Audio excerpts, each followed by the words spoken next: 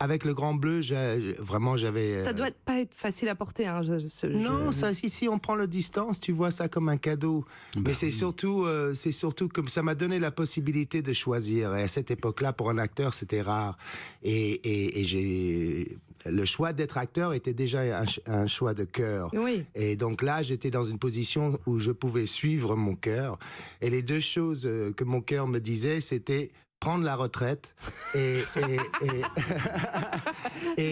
m'amuser et surtout, surtout ne pas être esclave. La chose que j'ai échappé quand je suis parti des États-Unis. Et dans cette logique, j'étais inspiré par Godard, par Fassbinder, par tous les films qui pour moi étaient excitants, les films italiens des années 70. Et je voulais participer dans ce genre de cinéma. C'est ça qui m'a inspiré. Mais justement, vous l'avez fait. Luc Besson, c'était un innovateur formellement, etc. à l'époque. Complètement de son époque. Et pour vous, qu'est-ce que c'est devenu le cinéma de Besson? C'est-à-dire qu'il faut regarder l'époque. Hein. Les années 90, c'était Schwarzenegger, Van Damme, Stallone. On est rentré dans un vrai cinéma de propagande violent pour aussi nourrir les video games, les trucs comme ça. C'est devenu du business pur. Moi, j'étais élevé avec Easy Rider, avec Taxi Driver, avec tous les hommes du président, avec un cinéma qui était des années 70, très culturel, parce qu'on était dans la catastrophe. Et commercial. Non, mais moi, j'étais adolescent quand on était dans la catastrophe de la guerre de Vietnam, et l'autorité, pour la première fois aux États-Unis, était challengée.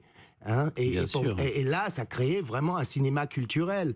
Et c'est une des raisons pour moi, je voulais faire ce métier parce qu'il y avait il y avait le côté citoyen, artiste, mais aussi fou. Ouais. Et donc c'est là, quand j'ai rencontré Lars von Trier, où j'ai vraiment trouvé un âme frère.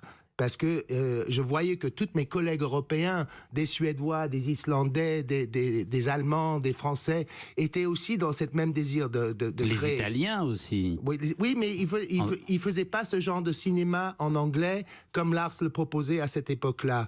Et pour moi, c'était une des premiers exemples d'un cinéma culturel européen qui sortait des cinémas domestiques de chaque pays, mais qui offrait un vrai alternatif à ce que offrait Hollywood.